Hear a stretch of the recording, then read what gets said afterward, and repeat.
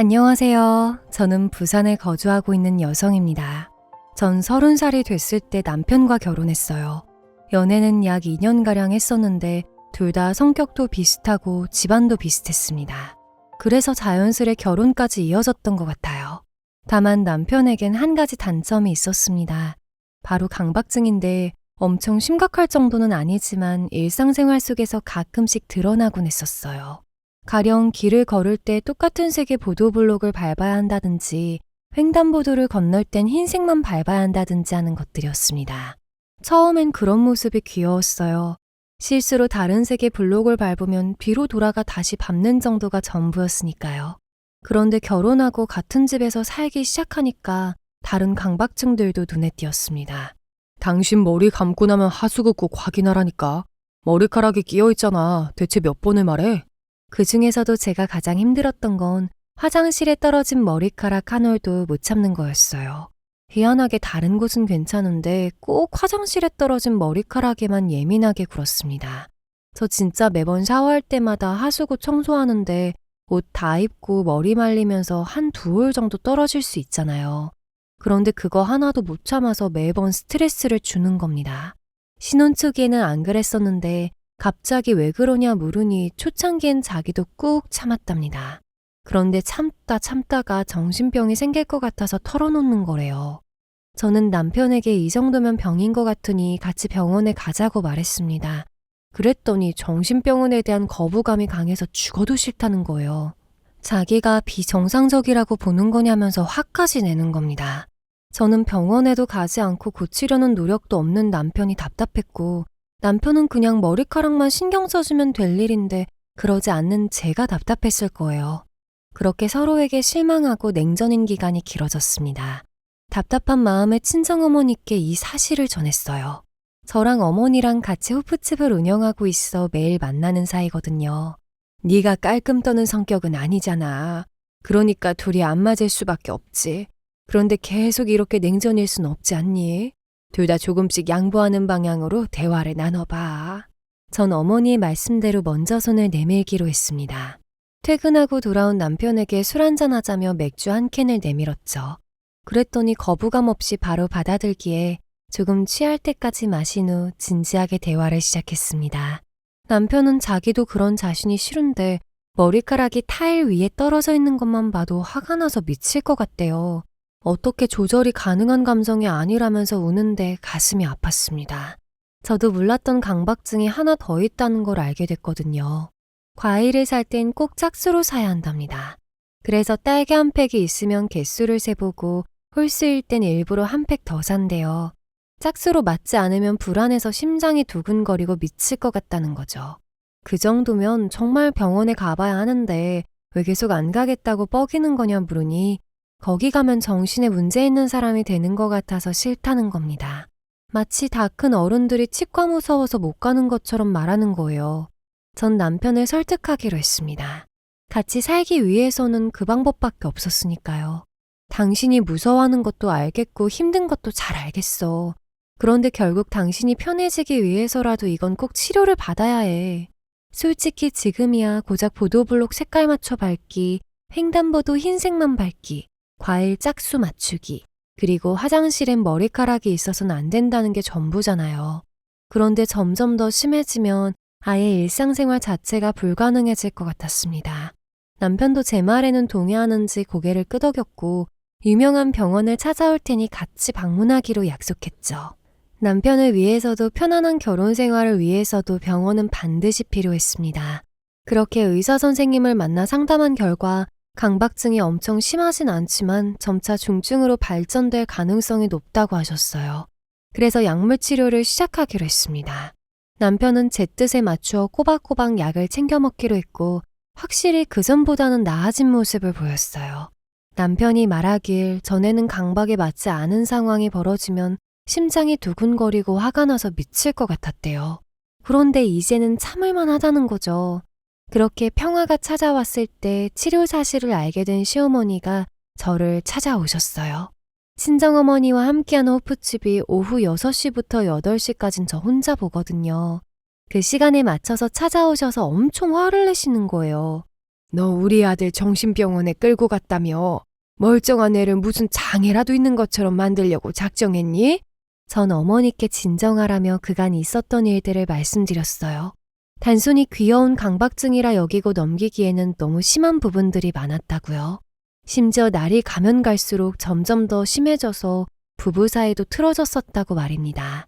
그런데 시어머님은 코웃음을 치시는 거예요. 고작 머리카락 좀 흘리지 말라고 한 걸로 난리친다면서요. 남편이 예술계통에서 일을 하는데 그렇다 보니 심성이 예민해서 강박 증세도 보이는 거랍니다. 그런데 그거 하나 못 맞춰주고 병원까지 데려가서 약 먹이는 게 말이 되니요. 마구잡이로 절 쏘아붙이는데 한숨만 나왔습니다. 본인 아들이 아프고 힘든 상황이라는데 병원에 데려간 며느리를 칭찬하지 않고 오히려 나무라다뇨.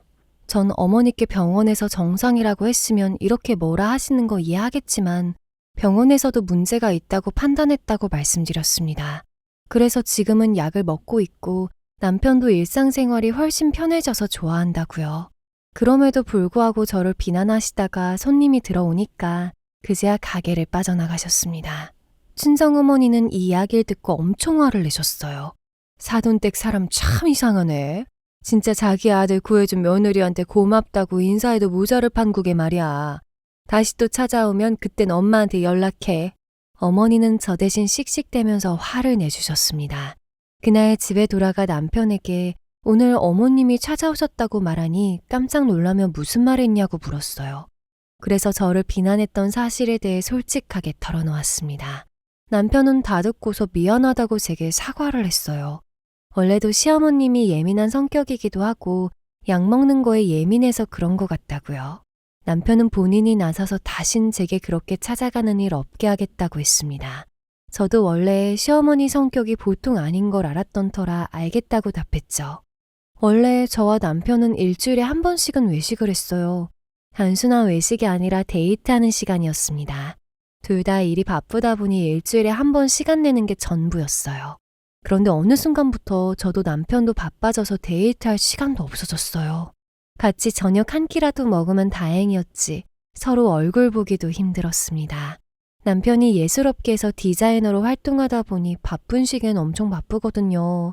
하필 그 무렵 시어머니 생신이 있었습니다. 시댁에는 아버님께서 일찍 돌아가셔서 어머님 혼자라 저마저 챙기지 않는다면 혼자 보내셔야 했어요. 어머니 생신 때도 시간 못 내는 거지. 그럼 어쩔 수 없지 뭐. 내가 당신 몸만큼 어머니 챙겨드릴 테니까 너무 걱정하지 마. 남편은 제게 고맙다는 인사를 전하며 따로 200만 원을 보내주었어요. 시어머니께 선물도 사드리고 함께 밥을 먹으라며 주는 돈이었죠. 전 그 돈 그대로 시어머니께 드렸습니다. 식사는 별도로 제가 사드리고요. 저희 시어머님은 선물보다 돈을 더 좋아하시거든요. 뭐 모든 어른들이 다 그러시겠지만요. 그렇게 시어머님과 함께 외식하는 날이 밝았습니다. 단둘이서 시간 보내는 건 거의 처음이라 굉장히 어색했어요. 예민한 어머님의 입맛에 맞는 곳으로 선택하기 위해 식당 고르는 것도 힘들었죠. 다행히 비싼 한우집이라 그런지 만족스러워 하셨습니다. 어머님의 주변 친구들 이야기나 일상 이야기를 나누면서 나름 즐거운 시간을 보냈어요. 혹시 남편에게 연락이 왔느냐 여쭈었더니 회사 일이 바빠 못 간다며 미안하다고 전화했답니다. 그러면서 200만 원 고맙다고 얘기했대요. 남편이 준 돈임을 아셨나 봅니다. 남편은 그 돈으로 식사도 하고 선물도 사라고 준 건데 몽땅 다 어머님을 드렸냐고 되물었대요. 애가 그렇게 날 모른다니까. 난 선물보다 현금이 좋은데 어쩜 며느리보다 더 모르니. 그래서 우리 아들 선물은 200이고 네 선물은 언제 줄 셈이야? 전 어머님의 말에 깜짝 놀랐어요. 당연히 그 200만 원 안에 저도 포함되어 있는 거라 생각했고 따로 선물을 더 요구하실 줄 몰랐거든요. 전 솔직하게 말씀드렸습니다. 원래 남편이 그 돈으로 선물과 식사를 하라고 한 건데 어머님 다 드리고 지금 사드리는 식사가 제 선물이라고요. 거기에 한우 갈비살에 육회까지 먹어서 20만 원가량 나왔거든요. 그랬더니 시어머님이 역정을 내시는 겁니다. 어미 혼자 있다고 시댁 무시하는 거냐면서요. 음식이 아니라 주변에 다른 테이블도 있었던 터라 모두의 시선이 몰려들었습니다. 당황하니까 식은땀이 삐질삐질 나오는 거예요. 전 더 상세하게 어머니께 설명해 드렸습니다.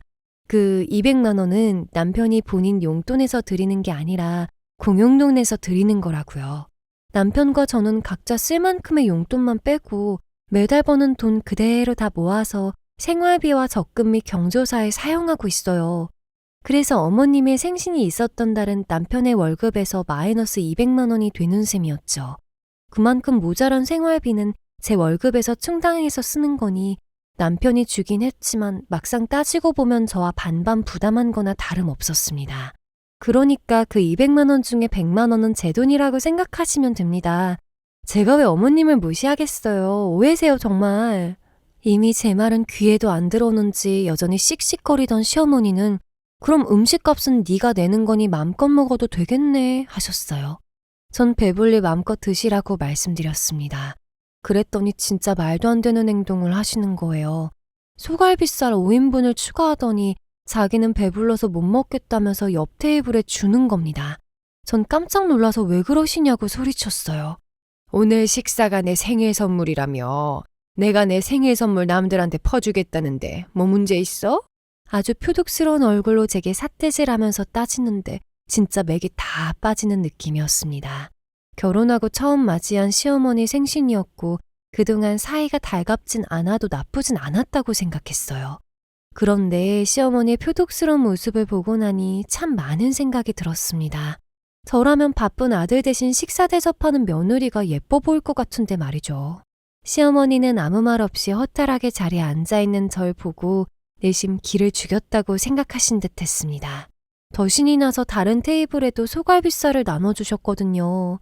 전 가만히 팔짱 끼고 앉아서 시어머니가 하는 짓을 바라봤습니다.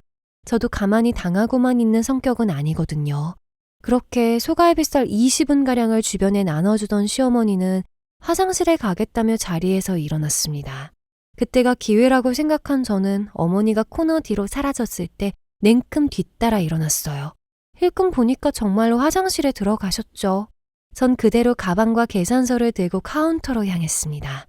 아직도 정확하게 기억하는데 그날 식사값만 67만 8천 원이 나왔어요. 그 계산서를 카운터에 있는 직원에게 주며 이렇게 말했습니다. 저희 시어머님이 화장실에 가셨는데 이따 나오셔서 계산하실 거예요. 곱슬머리에 아이보리색 코트 입으셨는데 기억하시죠? 카운터 직원은 기억한다며 알겠다고 답했고 전 그대로 고깃집을 빠져나왔어요. 지금이야 아무렇지 않게 말하지만 그땐 어찌나 심장이 떨리던지 입 밖으로 튀어나올 것 같았습니다. 심호흡을 한 저는 곧장 폰을 끄고 친정으로 향했어요. 그날은 아예 신혼집에도 안 들어갈 생각이었습니다. 친정어머니는 갑자기 연락도 없이 무슨 일이냐고 하셨죠. 전 그날 한우집에서 있었던 일을 모조리 다 말해드렸습니다. 친정어머니는 와 무슨 그런 사람이 다 있냐고 가슴을 치며 화를 내셨어요. 제가 한 행동에 버릇이 없다며 혼나진 않을까 걱정했는데 아주 잘했다고 오히려 칭찬해 주셨습니다. 암만 화가 나고 이해가 안 간다고 한들 일부러 비싼 소고기를 시켜 주변에 뿌리는 건 대체 무슨 심보냐고요. 그동안 그렇게 시집살이를 시킨 거냐고 걱정스레 묻기까지 하셨습니다. 친정어머니의 걱정 어린 말을 들으니 괜히 코끝이 찡해졌어요. 저는 지금까진 그런 적 없었으니 걱정하지 마시라고 했습니다. 그리고 오늘 하루만 여기서 자고 가면 안 되겠느냐고 물었어요. 너무 피곤한 하루여서 신혼집에 가면 또 남편과 싸울 생각에 힘들다고요. 당연하지. 뭘 그런 걸 물어보니. 걱정하지 마. 전화도 꺼놓고 오늘은 아무 생각하지 말고 쉬어. 그 양반도 당해봐야 해.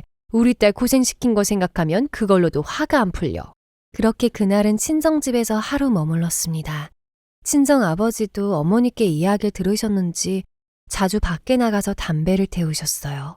아무래도 하나밖에 없는 딸내미가 걱정되셨던 모양입니다. 다음 날 아침이 밝았을 때 곧장 폰을 켰어요.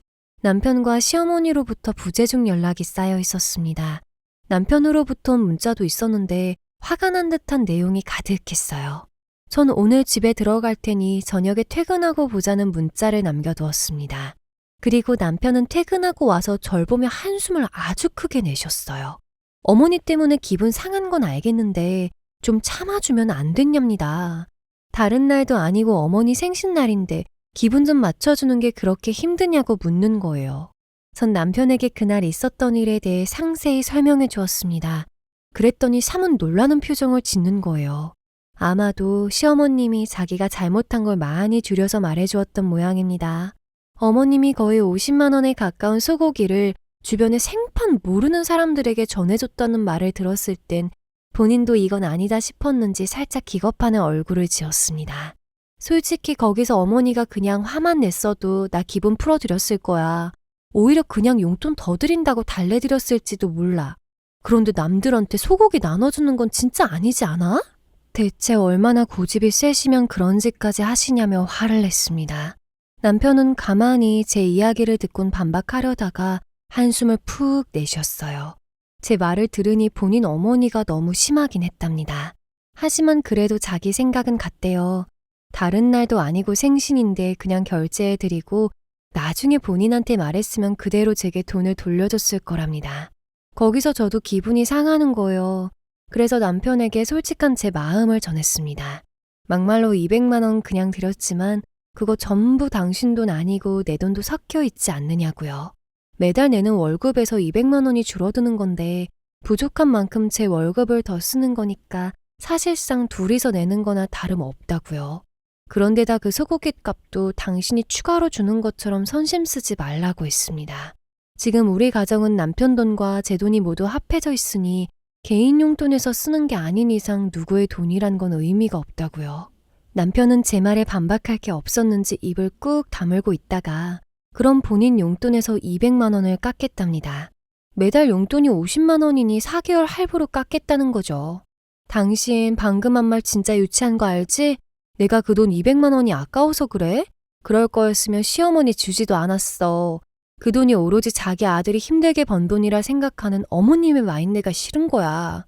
아무리 대화를 이어나가도 이야기에 접점이 생기지 않자 남편은 지친 듯이 나중에 말하자며 화장실로 들어가 버렸습니다. 그 모습에 저도 울분이 토해져 나왔어요. 가만히 거실에 앉아서 복잡한 머리를 정리하고 있을 때 샤워하고 화장실에서 나온 남편이 제 곁에 다가왔습니다. 남편도 샤워하는 동안 머리 정리를 했는지 제게 미안하다고 말을 걸어왔어요. 요즘 회사에도 바쁜 데다 신경 쓸 게 많으니까 예민하게 군 것 같다고요. 결국 사랑이 뭔지 남편의 진심 어린 사과에 또 마음이 풀렸습니다. 남편은 앞으로 본인 없이 시어머니와 함께하는 상황은 만들지 않겠답니다. 시어머니만 아니었으면 이번에도 싸울 일 없었는데 괜히 분란만 생기는 것 같다고요. 저도 남편의 말에 동의하면서 굳이 시어머니와 접촉하는 일 없도록 해야겠다 싶었습니다. 그렇게 잘 해결되나 싶었는데 시어머님은 아니셨던 모양이에요. 글쎄 저희 호프집에 찾아와 진상을 부리시는 겁니다. 그것도 본인 친구랑 함께 술을 거하게 마신 채로 찾아오신 거예요. 잔뜩 혀를 꼬아가면서 어찌나 진상짓을 부리는지 말도 못합니다. 여기 주문 안 받아? 응? 너도 내가 만만해? 우리 며느리는 내가 만만해서 생일날 식사값도 tumtu게 씌우고 톡 꼈다니까. 그렇게 저를 비꼬듯이 말하며 본인 친구와 낄낄댔습니다. 당장 쫓아내고 싶었지만 괜한 분란 일으켰다가 다른 손님들까지 떠날까봐 참아야 했어요. 그냥 비위 맞춰주자 싶어서 메뉴판 가져다주고 주문도 받고 했습니다. 그때 친정 어머니는 주방에서 안주 만들고 계셔서 바깥 상황을 잘 모르고 계셨어요. 제발 큰 소란 없이 지나가서 어머니랑 맞부딪히지 않기만을 바랬습니다. 그런데 꼭 인생은 제가 바라는 대로 흘러가지 않잖아요. 시어머니와 친구분은 아주 큰 소리로 고래고래 노래를 부르기 시작했습니다. 제발 목소리 좀 낮춰달라고 하는데도 무시하셨죠. 결국 주방에 있던 어머니마저 이게 무슨 소린가 해서 홀로 나오셨어요. 그제야 시어머니가 고주망태가 돼서 진상 부리는 걸 보신 거죠. 허리에 손을 올리고 기가 차다는 듯 웃던 어머니는 앞으로 성큼성큼 다가오셨습니다. 그리고 지금 이게 무슨 짓거리냐고 말씀하셨죠. 주변에 있는 손님들에겐 제가 나서서 죄송하다고 사과를 드렸어요. 이대로 장사는 어려울 것 같아 테이블마다 안주 무료 쿠폰을 나눠드리며 오늘은 일찍 가게를 닫아야겠다고 말씀드렸습니다. 다행히 다른 손님들 모두 흔쾌히 자리를 비켜주셨죠. 지금 여기서 하는 짓 정말 진상인 거 아시죠? 아무리 그래도 그렇지 인간성은 지켜야 하지 않겠어요? 지금 그쪽들 때문에 우리 오늘 장사 망했는데 어떻게 책임지실래요? 손님들이 모두 빠져나가고 셔터문을 닫자 친정어머니는 더 큰 소리로 화를 내셨습니다. 시어머니는 그 기세에 살짝 놀란 듯 했지만 함께 온 친구분은 더 두세게 나왔어요. 아마도 일부러 그런 친구를 데려온 듯 했습니다. 시어머니 친구분은 제가 버릇이 없어서 어디서 배웠나 했는데 애미한테 배운 거였구나 하면서 비웃었어요. 해서는 안 될 말까지 나온 거였죠. 친정어머니가 보기엔 되게 선한 인상이지만 의외로 고약한 면이 있습니다. 예전에 제가 고등학교 때 선생님한테 멍들 만큼 맞고 돌아왔을 때 교무실에서 소리 지르던 그 모습이 잊히질 않거든요. 어머니는 바로 그 자리에서 안주로 나온 계란말이를 잡고 시어머니의 친구분 얼굴에 문지르셨습니다. 그러자 시어머니는 깍 하는 소리를 질렀고 친구분은 기본 안주로 나온 팝콘을 친정어머니에게 내던졌어요. 말 그대로 개판이었죠.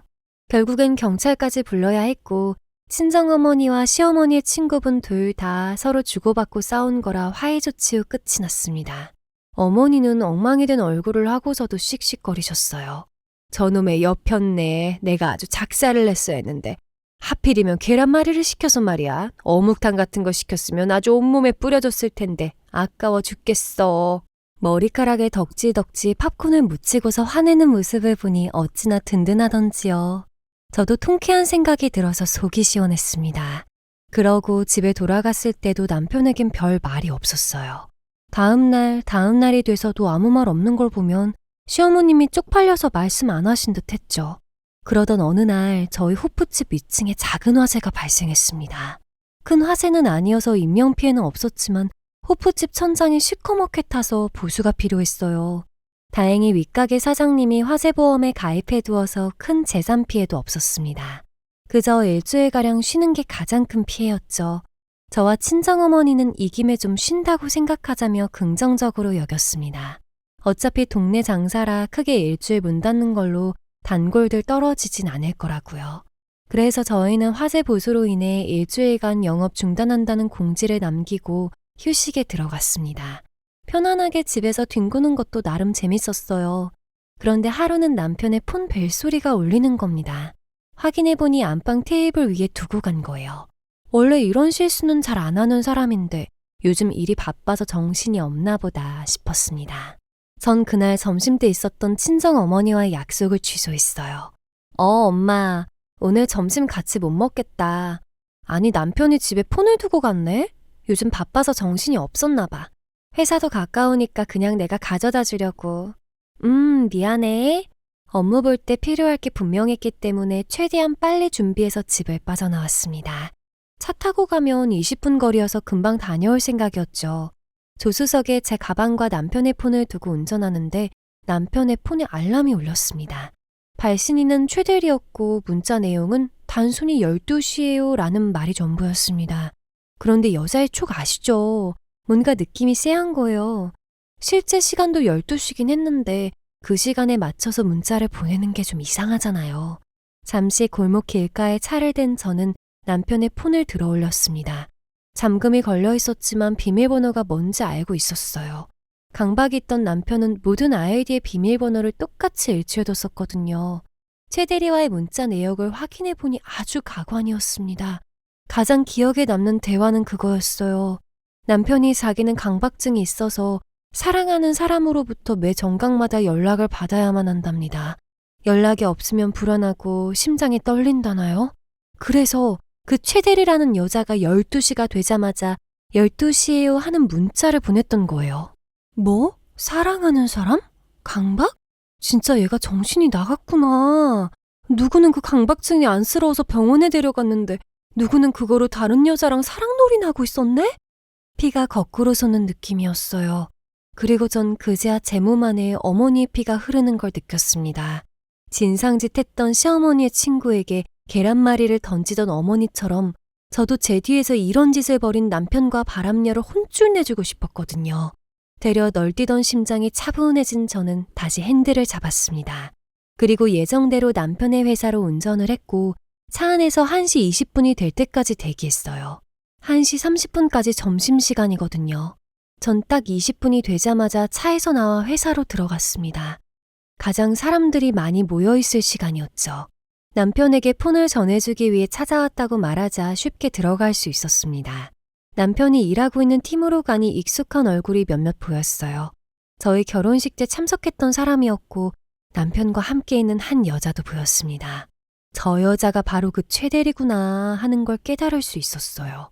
가까이 다가가자 남편이 깜짝 놀라서 여긴 어쩐 일이냐 물어왔습니다. 그 뒤로 최대리도 놀란 얼굴로 서 있었지요. 전 남편에게 폰을 두고 갔길래 전해주려고 찾아왔다고 했습니다. 폰은 잘 챙기고 다녀야지. 바람 피울 거면 그놈의 강박증이고 뭐고 무시하고 비번이라도 바꾸던가. 그리고 너 최대리, 네가 바람 피운 애지? 이게 어디서 겁도 없이 유부남을 노려? 제게 그런 파워가 있는 줄은 몰랐는데요. 저도 모르게 한 손엔 남편의 머리를, 또 한 손엔 바람녀의 머리를 잡아채고 마하고 흔들고 있는 겁니다. 눈물도 안 나오고 그냥 악다구니를 지르면서 둘의 머리카락을 마구 잡아뜯었어요. 주변에선 난리가 나서 저를 말려야 하나 말아야 하나 망설이고 있었습니다. 다른 팀에서도 소문이 났는지 다들 구경하려고 몰려들었죠. 결국 나중에서야 주변에서 다른 직원들이 말려서 떨어졌지만 양손에 수북하게 잡혀있는 머리카락을 보니 엄청 속이 시원했답니다. 남편과 최대리는 빼도 박도 못할 증거를 들켜서 그런지 반박도 하지 않았어요. 남편은 그저 나가서 얘기하자면서 저를 잡아끌기 바빴습니다. 이게 어딜 잡아? 당장 안 놔? 내가 네 그 지긋지긋한 강박증 때문에 스트레스 오지게 받았는데 그 강박증 때문에 바람 피운 거 알게 돼서 이젠 고맙기까지 하네? 오늘 당장 짐 빼. 그리고 넌 법정에서 보자. 그리고 전 딱 한마디 더 하고 나왔습니다. 너 잘 쓰지도 않잖아. 남자도 아닌 게 꼴에 3분 짜장인데 능력도 좋네. 남편과 바람녀를 향해 손가락질하며 소리치곤 회사를 빠져나왔어요. 그대로 차 안에 들어가고 나서야 두 손이 발발 떨리는 걸 느꼈습니다. 그땐 복합적인 감정이 들어서 눈물도 함께 흘러나왔어요.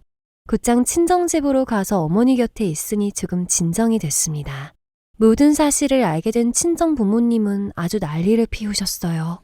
어머니는 그런 시애미 밑에서 자란 아들이 정상적일 리 없다며 진작에 알아챘어야 했다고 한탄했습니다. 하나뿐인 딸내미에게 이혼 딱지 붙는 게 속상하셨던 모양이에요. 전 요즘 시대에 이혼은 흠도 아니니 걱정하지 말라고 달랬습니다. 그리고 남편과 최대리에게 바람 소송을 걸었고 철저하게 위자료를 받아냈죠. 둘은 그 후로 얼굴 들고 다니기 창피했는지 그렇게 열심히 일했던 회사도 사직했습니다. 그리고 소송 중에 알게 된 사실인데 시어머니 생신 때 일 때문에 바쁘다고 저 혼자 소고기집에 모시고 갔었잖아요. 그런데 그날 남편이랑 최대리랑 둘이 호텔에 갔었답니다. 진짜 어이가 없죠. 그래놓고선 본인 어머니 생신날 기분 망쳤다고 저더러 뭐라 했다니까요. 진짜 뭐 그런 게 다 있나 몰라. 내가 인두겁을 쓰고 어떻게 그렇게 사는지. 그래도 신혼채 일찍 알아차려서 다행이지 정말. 우리 딸 이제 엄마 아빠랑 같이 살자. 지금은 친정집에서 함께 살면서 행복한 일상을 보내고 있습니다. 친정어머니는 좋은 남자 만나서 다시 시집가라고 하시지만 전 연애할 생각이 싹 사라졌어요. 다신 다른 사람에게 상처받고 싶지 않거든요. 여러분들은 혹시 강박증이 있는 사람을 만나본 적 있으신가요? 제 남편보다 더 심한 사람도 있는지 궁금합니다. 시청해주셔서 감사합니다. 구독과 좋아요는 저에게 큰 힘을 줍니다.